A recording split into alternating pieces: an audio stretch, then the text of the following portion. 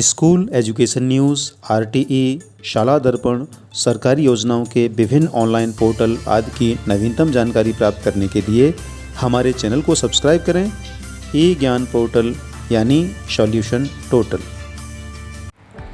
साथियों, अपने पिछले वीडियो में मैंने आपको शाला दर्पण के स्टाफ लॉगिन पर कक्षा अध्यापक की लॉगिन आईडी से विद्यार्थियों के जनाधार ऑथेंटिकेशन प्रक्रिया के बारे में संक्षेप में बताया था। उम्मीद है आपने शाला दर्पण पर प्रपत्र 5 के अनुसार विद्यार्थी के जनाधार को अपडेट कर टीआरएन जनरेट कर लिया होगा।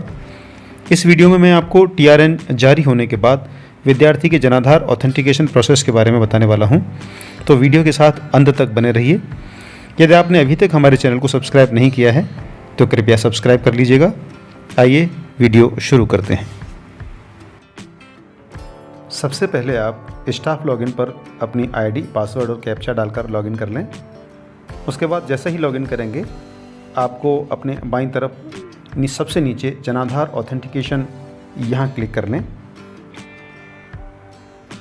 इसके बाद जनाधार ऑथेंटिकेशन ऑप्शन ओपन होने पर फिर से यहाँ क्लिक कर लें।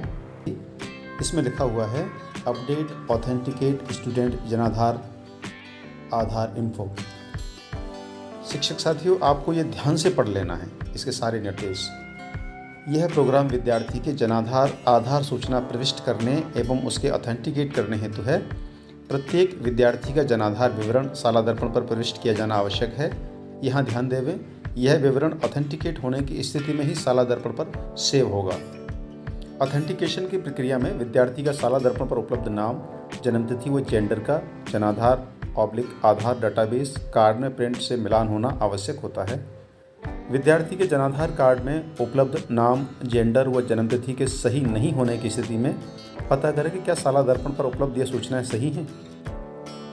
अगर स्कूल रिकॉर्ड के अनुसार एवं शाला दर्पण पर उपलब्ध डाटा, नाम, जेंडर व जन्मतिथि सही है परंतु यह ऑथेंटिकेट नहीं हो पा रहा है तो विद्यार्थी से इस बाबत कंसेंट उपलब्ध करवाए गए प्रपत्र में लेकर शाला दर्पण पर उपलब्ध करवाई गई विशेष सुविधा से इन सूचनाओं को अपडेट करवाया जा सकता है।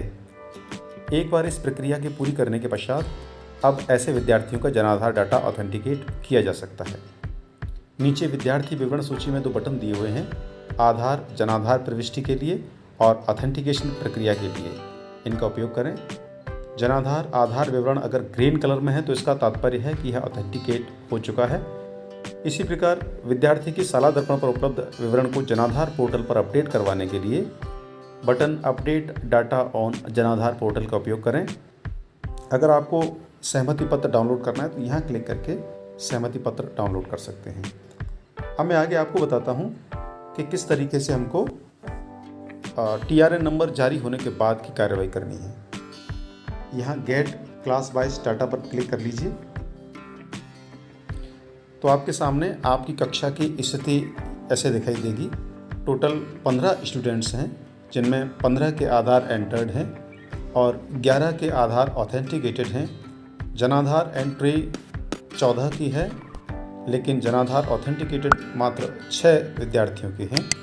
जनाधार ऑथेंटिकेशन रिमेनिंग 9 बच्चों के जनाधार ऑथेंटिकेट नहीं हो पाए।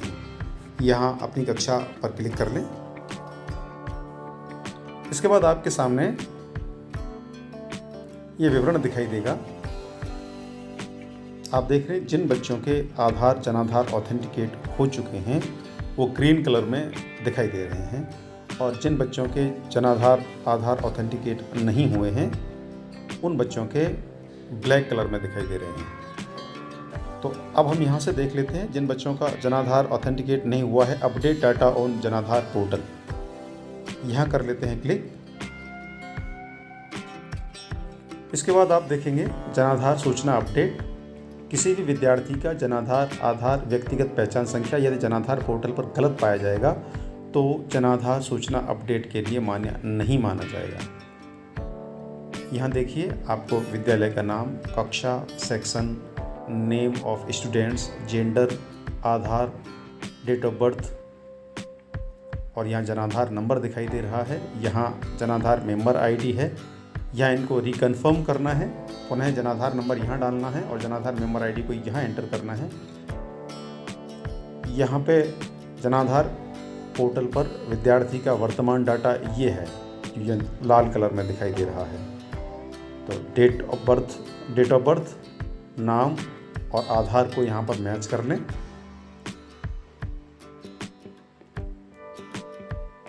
और आप देख रहे हैं कि आपके द्वारा विद्यार्थी की सूचना जनाधार सर्विस द्वारा सफलतापूर्वक जनाधार पोर्टल पर अद्यतन कर दी गई हैं, जिसका TRN नंबर 210 ये संख्या दिखाई दे रही है आपको, ये है। यानी संबंधित कक्षा अध्यापक ने इन विद्यार्थियों का TRN नंबर जनरेट कर लिया है। तो अब यहाँ से इसको क्लोज़ कर लेंगे। आपने देख लिया है TRN नंबर जनरेट हो चुका है। अब यहाँ पर हम इस बच्चे के, इस विद्यार्थी के आगे ये जो लिखा हुआ है ऑथेंटिकेट जनाधार डाटा, यहाँ क्लिक करेंगे। मैं यहाँ क्लिक करता हूँ। आप देख रहे हैं स्क्रॉल करके बच्चे की पूरी जानकारी यहाँ हमको दिखाई दे रही है। हम यहाँ ऑथेंटिकेट जनाधार पर क्लिक करेंगे तो आप देख रहे हैं जनाधार ऑथेंटिकेटेड सक्सेसफुली।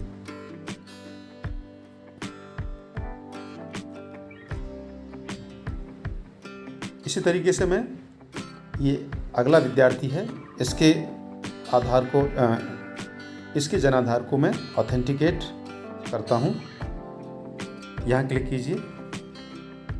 यहाँ पर इसका TRN नंबर जनरेट हो चुका है, क्लोज कर दीजिए। इसके बाद ऑथेंटिकेट जनाधार पर क्लिक कर लीजिए। यहाँ पर आप देख रहे हैं